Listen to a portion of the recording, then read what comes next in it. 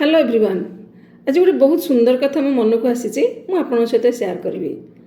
बेले बेले कौन हुए ना आम मन बहुत निज निज भांगीगला पर मन हुए। कौन ना कौन परिस्थिति आम मानसिक भाव दुर्बल हो जाऊ एवं आमको सत्य कि लगे जेपरिक आम भांगी जाइछु।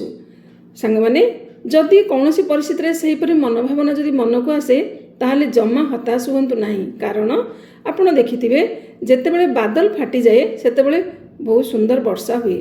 जेतेबेले माटी फाटी जाए सेतेबेले बहुत सुंदर खेत हसी उठे। जेतेबेले बिहन फाटी जाए सेतेबेले नुआ चारा आरंभ हुए। ठीक सही परी केतेबेले ना केतेबेले कौन सी परिस्थिति आपन को जदि भांगीगला परी मन हुए ताहले आपण जम्मा व्यस्त हुंती नहीं।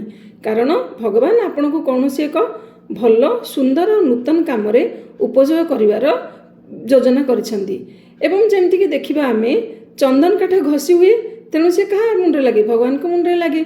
किंतु जो काठ घसी हुए नहीं सी सबदाह काम लगे। ठीक सही परी जीवन में आम जिते स्ट्रगल करिबा जेते निजको निजे स्ट्रगल करी आग को जीवा भगवान निश्चय आमको बहुत भल जगार पहुँचेबे।